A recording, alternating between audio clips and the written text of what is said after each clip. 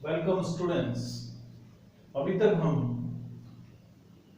Algebraic, trigonometric, logarithmic, exponential function इनके differentiation पूरे कर चुके हैं।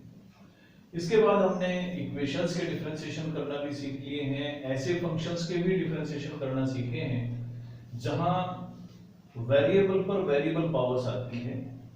अब बारी है ऐसे फंक्शंस के डिफरेंशिएशन की जहां x और y में डायरेक्ट रिलेशनशिप नहीं होती, जहां x और y दूसरे वेरिएबल्स में लिखे जाते हैं। जैसे हम एक एग्जांपल लें कि अगर x 8t² है और y 280 है, तो हमें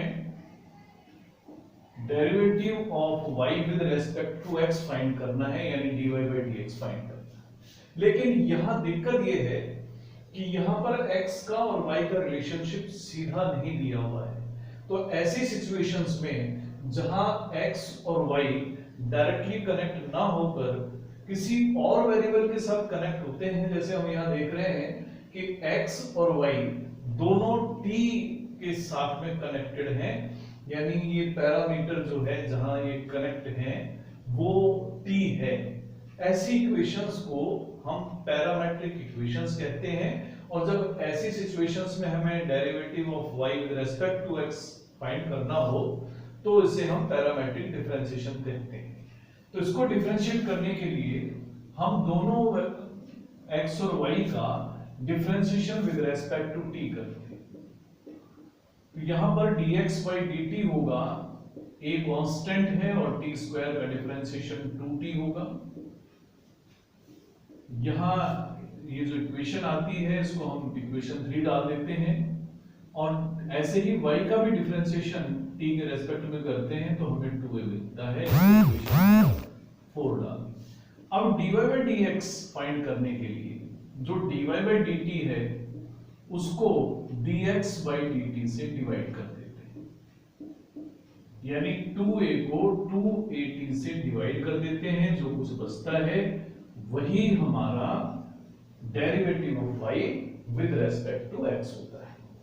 तो अब इस एक्सरसाइज 5.6 में हम पैरामेट्रिक इक्वेशंस को ही डिफरेंशिएट करेंगे। पहला क्वेश्चन है x इक्वल टू 2at² और y इक्वल टू, दूसरी इक्वेशन है at4।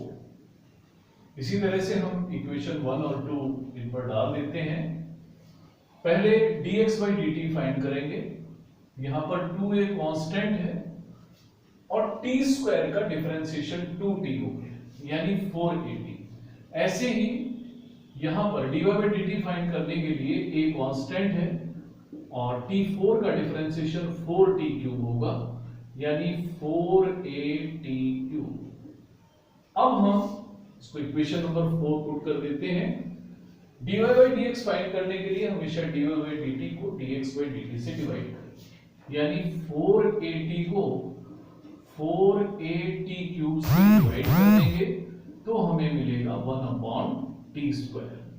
तो यही इसका डेरिवेटिव है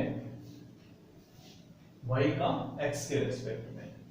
अब दूसरा क्वेश्चन है जिसमें हमें दो ट्रिग्नोमेट्रिक फंक्शंस दिए हुए हैं। x है a cos थीटा और y है b cos theta.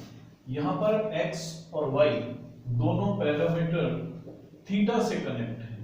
x a cos theta है, इसको हम इक्वेशन नंबर 1 पुट करते हैं, और y b cos theta equation number 2 put कर देते हैं। दोनों को हम थीटा के रेस्पेक्ट में, यहां जो वेरिएबल है वो थीटा है, ये पैरामीटर है, तो डिफरेंशिएट करते हैं विद रेस्पेक्ट टू थीटा। तो dx/d थीटा होगा, a कांस्टेंट है और cos थीटा का डिफरेंशिएशन माइनस sin थीटा। इसको इक्वेशन नंबर 3 पुट करते हैं। इसी तरह से dy/d थीटा होगा b कांस्टेंट और cos थीटा का differentiation minus sin theta, equation number 4। dy/dx find करने के लिए उसी तरीके से dy/d थीटा को dx/d थीटा से डिवाइड कर देते हैं, यानी माइनस b sin थीटा को माइनस a sin थीटा से करते हैं डिवाइड, तो हमें मिलता है b/a।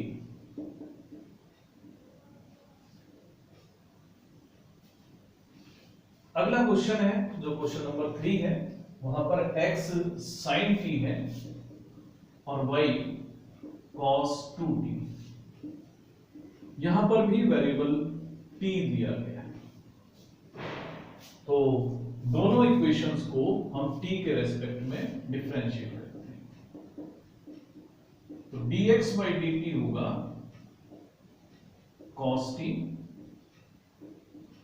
और इसको इक्वेशन डालेंगे 3 dy by dt इसी तरह से फाइंड करेंगे, cos 2t का डिफरेंशिएशन माइनस sin 2t होगा, और 2t का डिफरेंशिएशन और करेंगे जो माइनस बना देगा। dy by dx फाइंड करने के लिए उसी तरीके से dy by dt को dx by dt से डिवाइड कर देते हैं, हमें मिलता है minus 2 sin 2t divided by cos t, जिसे हम और भी सॉल्व कर सकते हैं। sin 2t को हम लिख सकते हैं 2 sin t cos t, cos t से हम डिवाइड करेंगे तो माइनस 4 sin t, ये हमारा डेरिवेटिव मिलता है हमें dy by dx की फॉर्म में। इसी तरह से क्वेश्चन नंबर 4 एक छोटा सा क्वेश्चन है जिसे हम आराम से कर सकते हैं। अब हम ले रहे हैं क्वेश्चन नंबर 5। क्वेश्चन नंबर 5 है, यहां पर हमें x दिया हुआ है cos theta minus cos 2 theta. x है cos theta minus cos 2 theta, और y हमें दिया हुआ है,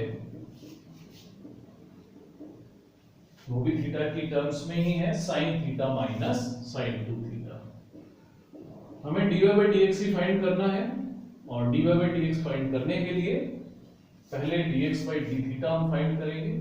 तो dx by d थीटा होगा cos थीटा का differentiation minus sin theta, minus sine हम लगाएंगे, cos 2 थीटा का डिफरेंशिएशन माइनस sin 2 थीटा होगा, और 2 थीटा का थीटा के रेस्पेक्ट में डिफरेंशिएशन 2 हो जाएगा, तो माइनस और माइनस का प्रोडक्ट यहां इसको प्लस बना देंगे। इसको हम और भी सिंप्लीफाई कर सकते हैं, sin 2 थीटा को हम लिख सकते हैं 2 sin थीटा cos थीटा।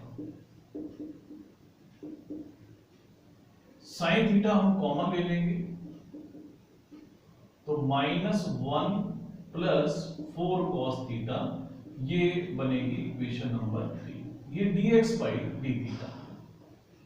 अब हम dy by d theta find करेंगे। dy by d थीटा के लिए sin थीटा का डिफरेंशिएशन cos थीटा होगा, और sin 2 थीटा का डिफरेंशिएशन cos 2 थीटा होगा।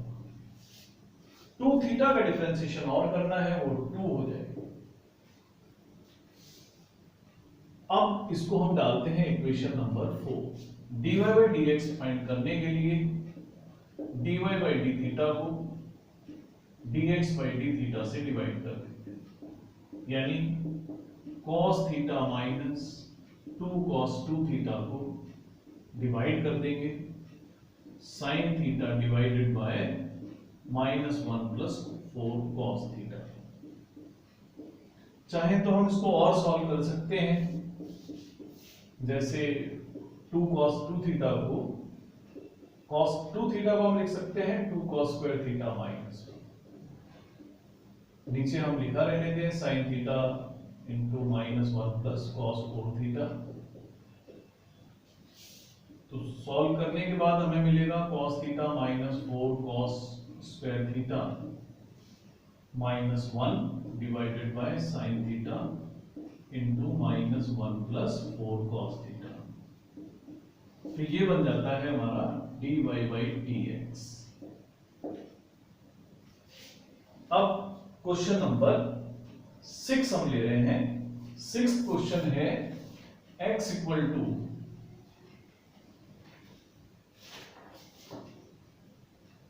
a multiplied by theta minus sine theta,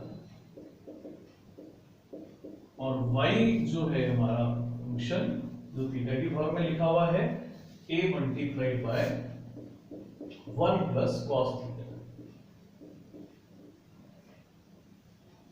theta के रेस्पेक्ट में हम डिफरेंशिएशन शुरू करते हैं, dx by d थीटा होगा ए कांस्टेंट है, थीटा का डिफरेंशिएशन 1 होगा थीटा के रेस्पेक्ट में ही, और साइन थीटा का differentiation cos theta.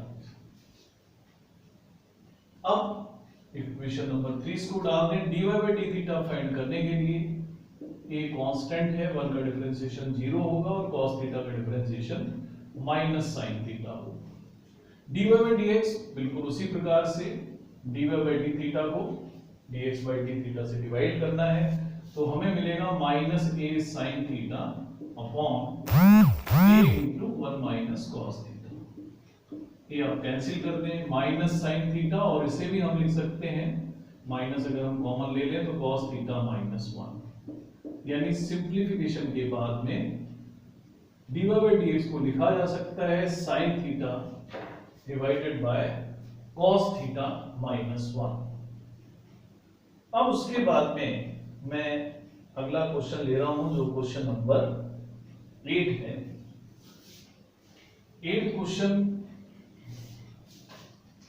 x equal to a cos t plus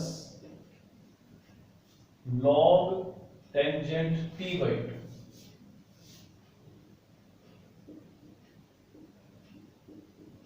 और जो y है वो है a sin t, क्योंकि पूरी एक्सरसाइज में ही हमें dy by dx he find करना है। तो पहले dx by dt फाइंड करते हैं।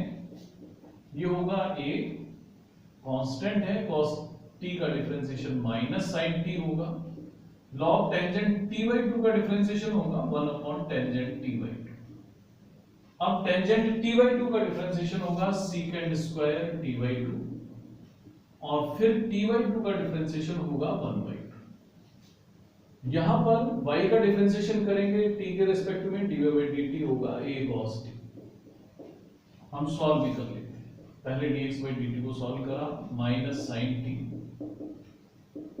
इनको साइन और cos की टर्म में लिखते हैं। टेंजेंट t by 2 को लिखते हैं sin t by 2 divided by cos t by 2, और secant स्क्वायर t by 2 को हम लिखेंगे cos square t by 2। cos t by 2 को हम कैंसिल कर सकते हैं, तो हमें मिलेगा a minus sine t plus 1 upon 2 sine t by 2 into cos t by 2।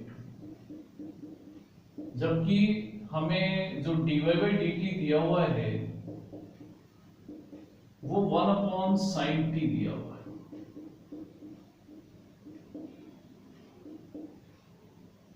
इसको हम सॉल्व कर लेते हैं। साइन टी एलसीएम लेके minus sine square T plus 1, यानी जब हम इसको सॉल्व कर लेंगे तो 1 minus sine square T cos square T होता है, यानी a cos square T upon sine T. ये dy by dt हमें dx by dt हमें मिल गया। इक्वेशन नंबर 3 पुट कर देते हैं। dy by dt हम ऑलरेडी फाइंड कर चुके हैं, ये a cos t है, तो dy by dt होगा, dy by dx हम फाइंड करेंगे dy by dt divided by dx by dt, यानी a cos t से डिवाइड करेंगे a cos square t upon sin t, a cancel कर देंगे, तो इसको सॉल्व करने के बाद लिखेंगे cos t into sin t divided by cos square t। cos t cancel करने के बाद में हमारे पास बचेगा sin t over cos t, तो यानी dy by dx है टेंजेंट।